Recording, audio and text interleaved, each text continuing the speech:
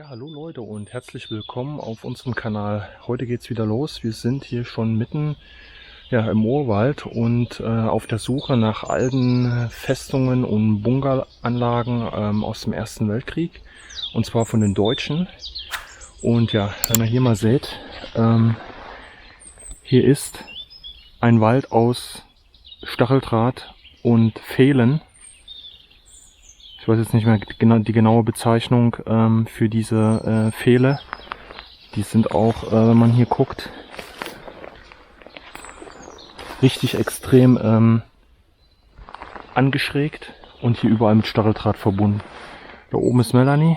Sie steht hier schon auf dieser Festung, die hier im Wald aufgetaucht ist. Und wir versuchen jetzt hier einen Eingang zu finden. Mal schauen, ob uns das jetzt gelingt. Wir versuchen uns jetzt mal hier ganz zaghaft durch dieses Gebiet jetzt hier zu bewegen. Also sowas auf keinen Fall nachmachen. Das ist saugefährlich, wenn man jetzt einmal hängen bleibt und kopfüber nach vorn gebeugt hier auf diese Infanterieabwehr landet, dann war's das. Ihr seht jetzt im Prinzip die Festung. Ich kann es noch gar nicht einschätzen, welcher Teil das hier ist. Man sieht hier endlose Schießscharten, das in alle Richtungen geschossen werden konnte. Und jetzt geht es hier eine Treppe hoch. So, Melanie hat hier jetzt oben auf der Festung eine Waffenkuppel höchstwahrscheinlich oder eine Beobachtungsglocke entdeckt. Aber von der Dimension her sieht es eher aus wie eine Waffenkuppel. Man sieht hier an der Seite noch die Scharte. Vielleicht können wir einmal hier hoch.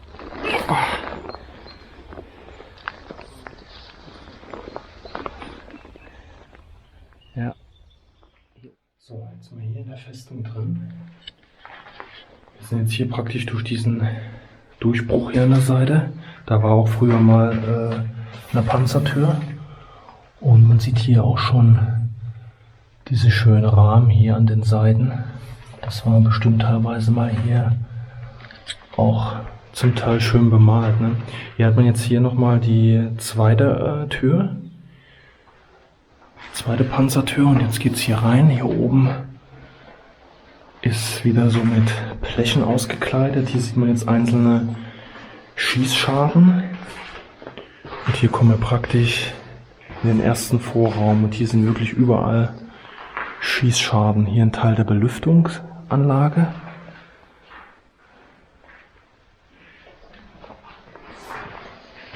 Jetzt gehen wir einfach mal hier weiter. Ich bin in dem ersten Vorraum was entdeckt. Also hier oben, das ist ja die Belüftung. Und jetzt ist hier einfach hier zwei Zahnräder, wie so ein Kettenriemenantrieb. Und das lässt sich sogar mal bewegen. Ob das jetzt hier was mit der Belüftung zu tun hatte, aber ich sehe nirgendwo, dass irgendwo ein Anschluss irgendwo hingeht. Und das war hier noch irgendwas, da war nicht befestigt. Das ist ja außergewöhnlich. Das lässt sich immer noch, obwohl hier wahrscheinlich kein Öl oder irgendwas mehr ist, mindestens nicht. Das lässt sich einfach auch bewegen. Krass.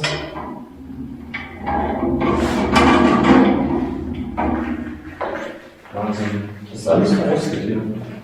Trotzdem geht es noch relativ leichtgängig. Ich kann es mit einer Hand hobeln. Und da noch ein bisschen Antrieb hier. Aber es geht. Aber für was das jetzt hier ist, keine Idee. Ja, wer von euch eine Idee hat, für was das jetzt ist, weil wie gesagt, man sieht jetzt nirgendwo, dass das hier eigentlich befestigt sind. Hier sind zwei so Zahnräder an so einem Metallrahmen. Was das eigentlich mal gewesen ist, dann schreibt es uns auch mal in die Kommentare. Haben wir jetzt keine Erklärung dafür.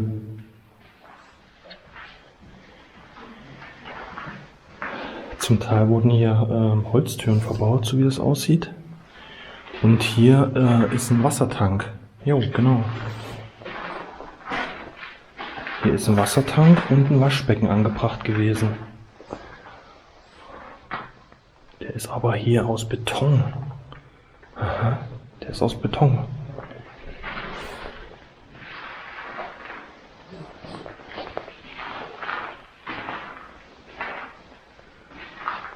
Ja, und dann geht's hier weiter. Hier waren natürlich Kabeldiebe auch schon vor Jahrzehnten hier und haben alles abisoliert.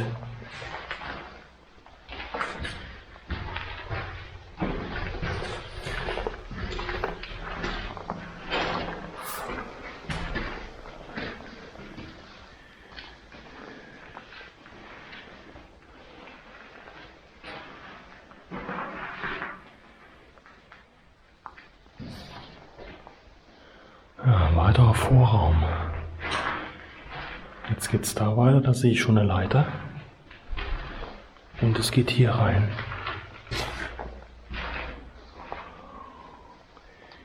Überall hängen noch die Reste von den Lampen. Oh, das sieht aus wie Toiletten, ja genau. Toiletten. Oh, wieder Holztüren. Hier ist auch nochmal was von der Belüftung. Und das ist wahrscheinlich die Sickergrube. Uiuiuiui.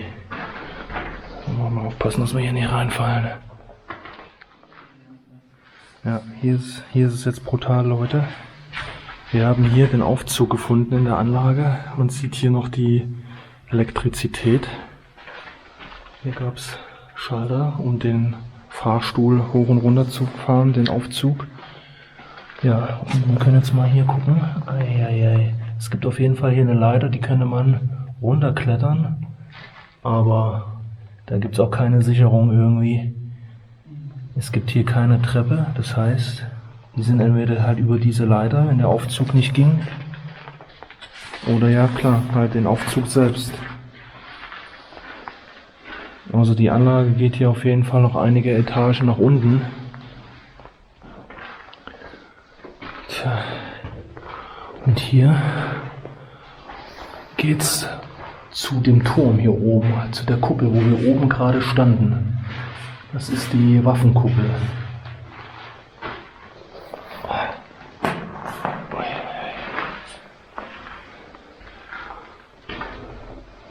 So, und hier ist nochmal ein großer Raum. Also man erkennt hier diese Schatten an der Wand, dass hier irgendwas befestigt gewesen ist.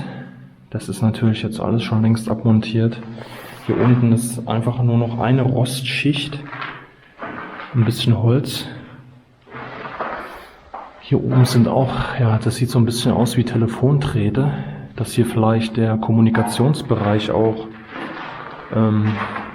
installiert gewesen ist, um halt mit anderen Anlagen Verbindung aufnehmen zu können.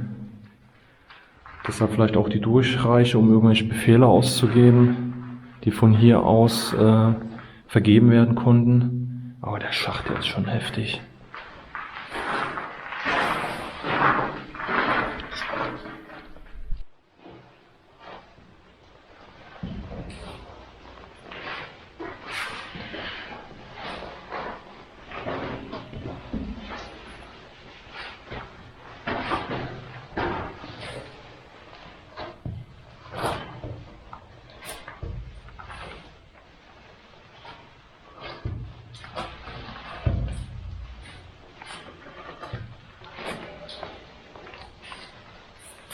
Ja, jetzt sind wir hier oben in der Kuppel. Also man sieht hier, dass das hier auch gedreht werden konnte. Hier war praktisch der Mechanismus, um diese Kuppel um 360 Grad zu drehen. Hier sind solche Zahnriemen und Ketten. Und hier oben ist letztendlich die Kuppel. Ja, dann konnte das hier wahrscheinlich auch elektrisch hier über dieses Kabel bedient werden. So, die Leiter hängt aber irgendwie nur noch hier an einer Strebe, deshalb gehe ich nicht bis ganz hoch. Gut. Aber ich kann mal eben euch hier hochnehmen. So. Und dann könnt ihr euch das hier einmal angucken, wie das hier oben aussieht.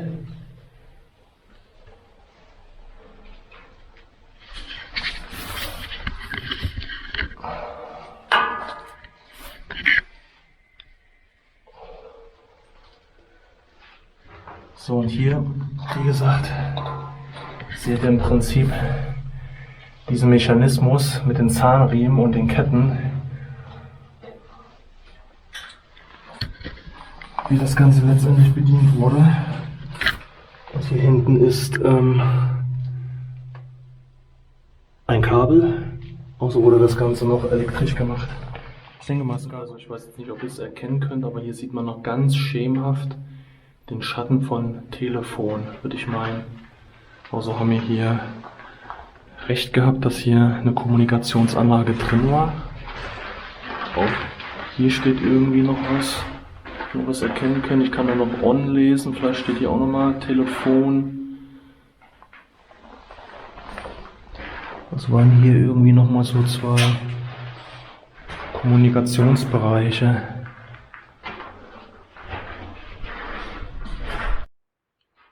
Ja, das war jetzt hier erstmal so ein Teilabschnitt, sage ich jetzt mal, von dem Festungswerk. Ihr habt es ja gesehen, wir konnten ja nicht den Schacht runter. Vielleicht theoretisch schon über diese Trittstufen da, aber bei allem Respekt, also das muss man da nicht übertreiben. Das ist schon eine gefährliche Sache einfach. Und wir gucken jetzt einfach, was in der Umgebung noch ist.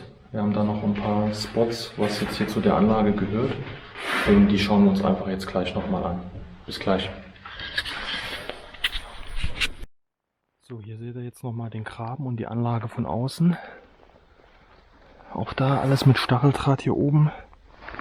Das ist wirklich eine mächtige Anlage. Und hier praktisch das Niemalsland mit den...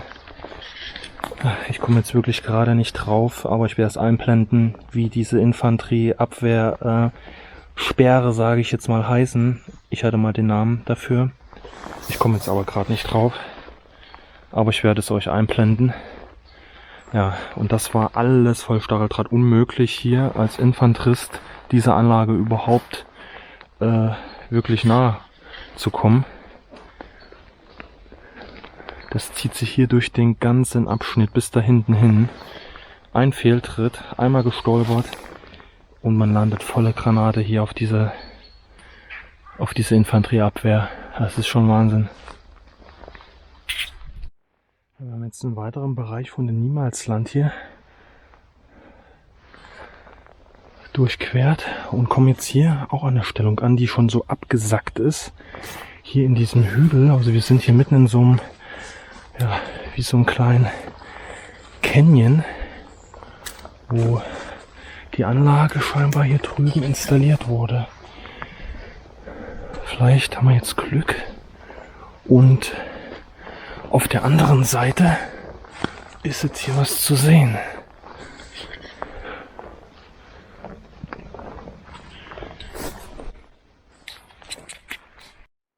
Ja, ich bin jetzt hier nochmal runtergegangen, den Graben, und bin jetzt hier in so einer Art, ja, Ein-Mann-Bunker. Und dann hier zwei Schießscharten nur, eine Sitzfläche. Und das war's. Und das war der andere, der so versackt war, genauso. Wir können uns das jetzt eben gleich mal von außen anschauen. Seht ihr das nochmal von außen? Hier war ich gerade reingekrabbelt. Die zwei Schießscharten. Das ist wahrscheinlich wie so eine Art Vorposten, weil hier ist ja auch das Niemalsland. Aber es hat keinen Anschluss zum Hauptwerk. Okay, dann haben wir das auch geklärt. Und ich gehe jetzt wieder rüber und jetzt laufen mir aber noch mal ein paar andere Sachen an. Das ist ja so wie es aussieht. So ich kann ja mal sprechen. Ja, so wie es aussieht, haben wir hier jetzt ja den Hauptzugang höchstwahrscheinlich in das System hier gefunden, in die Festung, in den Bunker. Hier geht's rund. So, wir sind jetzt gerade hier, haben wir uns durch diese Tür gequetscht. Und jetzt sind wir hier in einem wunderschönen Bunker. Melanie versucht gerade hier schon die ersten Hebel zu betätigen. Richtig schön, man sieht hier schon über den einzelnen Bereichen die Aufschriften jeweils. Hier ist nämlich wieder dieses Rad. Ja? Ja. Ah, okay, wir haben jetzt hier nochmal ein Indiz gefunden, sagt Melanie. Hier ist wieder dieses Rad, genau. wieder diese 2 Räder oder sogar 3. Die Hebel scheinen aber nicht mehr zu funktionieren. Melanie hat es probiert, aber ich glaube, jetzt macht es Sinn. Hier oben ist nämlich der Bereich für die Belüftung. Also haben diese Räder höchstwahrscheinlich dann doch was mit der Belüftung zu tun. Obwohl man jetzt hier wieder keinen direkten Anschluss sieht, aber vielleicht fehlt hier einfach ein Abschnitt, weil da oben ist noch eine Winde, ein Laufrad. Da wurde vielleicht auch noch eine Kette irgendwie drüber gespannt, die hier mit dem ganzen Abschnitt verbunden wurde. Das kann durchaus sein. Aber wie gesagt, wer es besser weiß, kann das auch gerne nochmal drunter schreiben. Das würde allen helfen. Hier sieht man auch nochmal ein riesen Versorgungsrohr. Hier sind oben, jetzt müssen wir ein bisschen aufpassen, dass wir hier nicht, es sind überall die Klappen offen, aber dass diese Beschriftungen überall dran sind, sehr schön, wirklich sehr schön. Ja, das erinnert ja alle so ein bisschen an die Maginot-Linie, aber da sind wir gar nicht.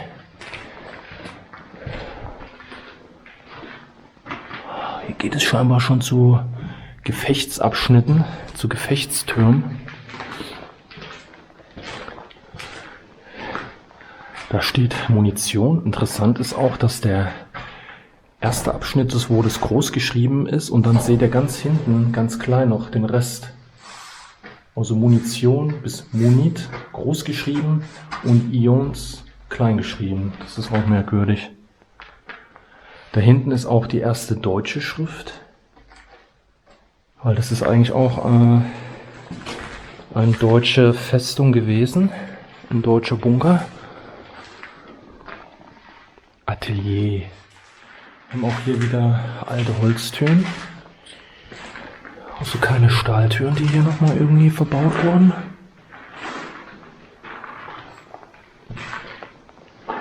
Oh.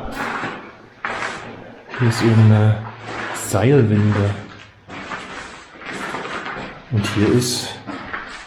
Das sieht auch merkwürdig aus, oder?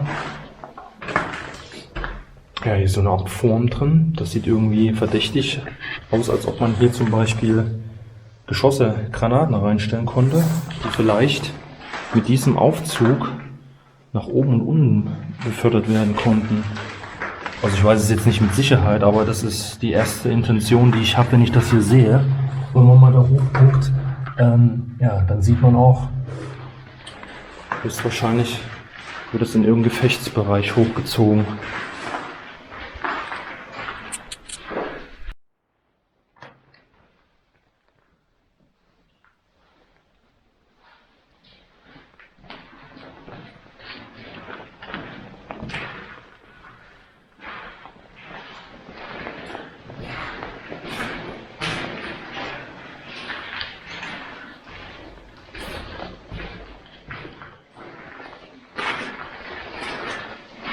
Oh, hier ist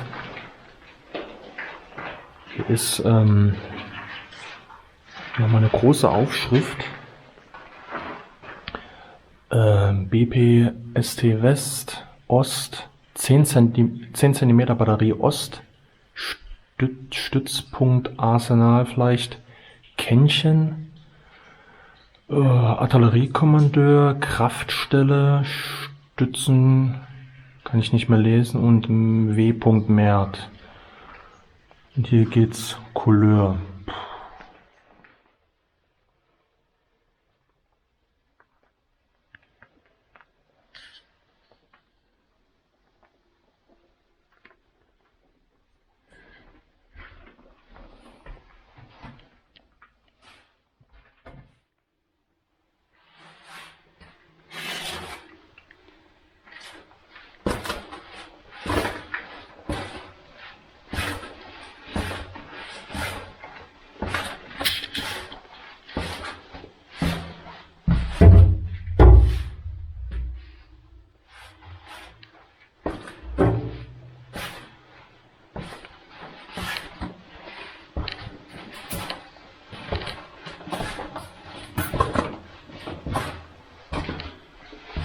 Kabelschacht. Ach du Scheiße.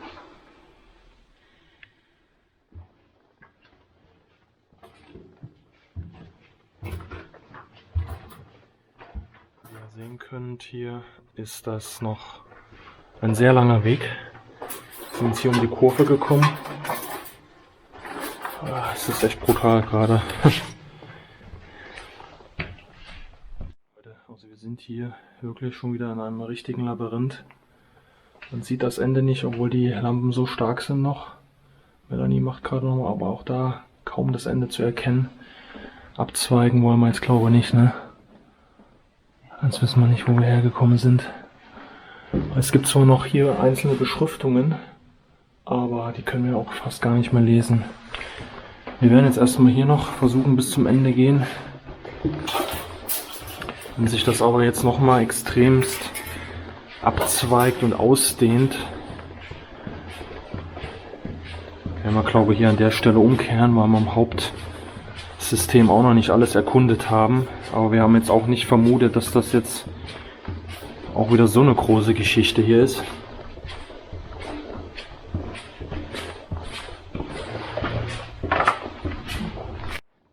Hier liegt jetzt das ganze Gerassel von diesen abisolierten Geschichten hier rum. Boah. Alles hier reingeballert. Boah. Meine Güte. Also hier. Guck mal. Hier ist ein Schacht. Da seht ihr jetzt auch nochmal parallel daneben die Trittstufen, wo man hätte in dem anderen Block runtergehen können. Vielleicht sind wir ja sogar hier jetzt gerade an der Position. Könnte durchaus sein. Weil es ist ja auch hier ein Zerstörerschacht. Ich weiß nicht, ob ihr das kennen könnt. Ich kann hier gar nicht weiter vor, weil hier so viel Zeug drin liegt. Oh, und dann geht's weiter. Mama mia. Das ist wirklich krass.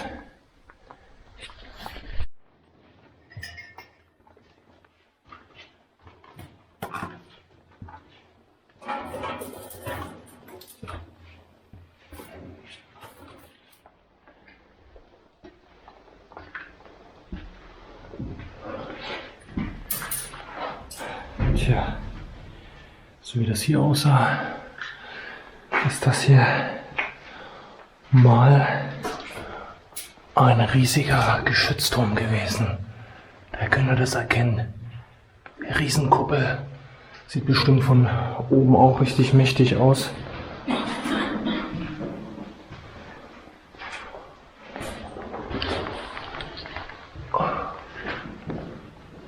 Oh, ist auch richtig krass.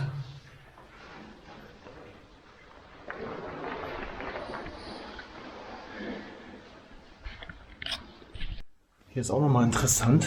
Hier hat man an das Geschütz hier so einen kleinen Kanal nach unten angebracht. So eine Führung, wo höchstwahrscheinlich die leeren Patronenhülsen irgendwie nach unten befördert wurden. Hier wahrscheinlich im Förderwagen. Das kann man hier leider nicht mehr erkennen, weil hier die Abdeckung fehlt. Das ist aber auch interessant. Vielleicht können wir uns das von oben nochmal angucken. So, wir sind jetzt hier am zweiten Geschützturm. Und wir haben hier eine Leiter, die noch recht stabil aussieht. Und dann können wir jetzt hier mal oben in den Kampfraum von dem Turm gehen, wenn das hier klappt.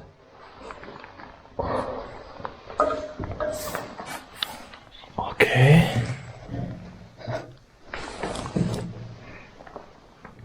So, ich gehe jetzt nochmal die Leiter hoch, weil man sieht auch hier, das ist ja alles nur Holz. Aber das reicht ja aus. Wir können hier die ganze Kuppel sehen. Die ist wirklich riesig. Und hier seht ihr da oben, wo das Licht reinscheint, da war die Kanone arretiert. Hier oben die Aufhängung. Da müsste man nochmal schauen, was die für ein Kaliber hatte. Da könnte man höchstwahrscheinlich irgendwie Hülsen wieder runterwerfen. Hier gab es mehrere Kanister, die wahrscheinlich dann über dieses kleine Schienensystem nach unten geführt worden konnten. Ja, hier auch alles mit Elektrizität bedienbar, um das Ganze auch auszurichten. Wow, nicht schlecht. Ja, Leute. Und hier sind die riesigen Kuppeln, die wir jetzt von unten gesehen haben. Da ist die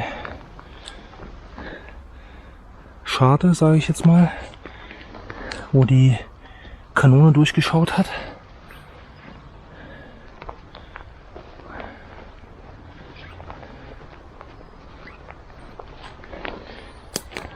Und die andere ist hier auch irgendwo in der Nähe. Vermutlich da hinten irgendwo. So, das war es jetzt erstmal von hier mit der Festung aus dem Ersten Weltkrieg, die aber höchstwahrscheinlich auch im Zweiten Weltkrieg ja, weiter genutzt wurde.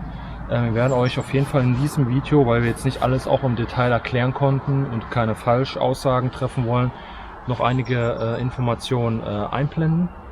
Und ja, ich würde sagen, wir sehen uns einfach beim nächsten Mal. Bleibt dran.